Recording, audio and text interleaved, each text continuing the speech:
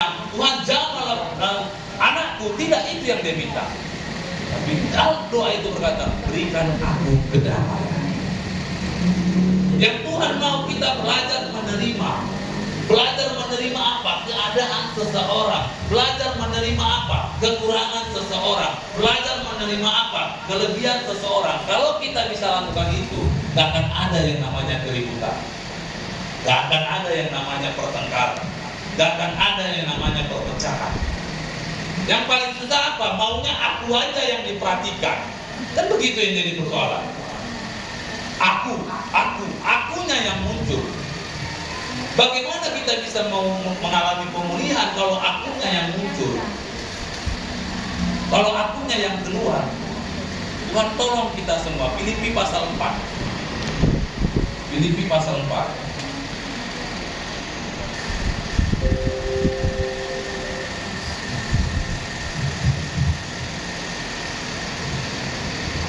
Filipi pasal 2, mohon maaf, Filipi pasal 2 ayat yang mulai dari ayat yang kedua.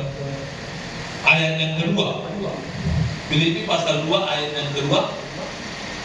Filipi pasal 2 ayat yang kedua. Ya. Nasihat supaya bersatu dan merendahkan diri seperti Kristus. Ya. Ayat 2-nya.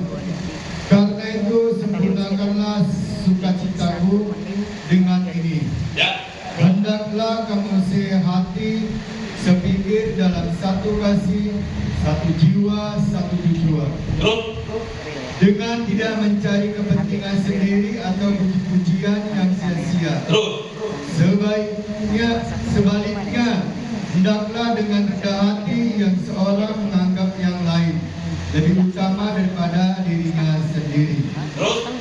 Dan janganlah tiap-tiap orang hanya memperhatikan kepentingannya sendiri, tetapi kepentingan orang lain juga. Terus. Hendaklah kamu dalam hidupmu bersama menaruh pikiran dan perasaan yang terdapat juga dalam Kristus. Terus. Yang walaupun dalam rupa Allah tidak menganggap kesetaraan dengan Allah itu sebagai milik yang harus dipertahankan. Ayat 7-nya, melainkan telah memasukkan dirinya sendiri dan mengambil rupa seorang hamba dan menjadi sama dengan manusia. Kita belajar dari Yesus. Dia yang punya sorga, betul ya? Dia yang punya sorga, dia bisa lakukan apapun. Tapi ayat ini berkata, dia kosongkan dirinya dan mengambil rupa seorang hamba dan menjadi sama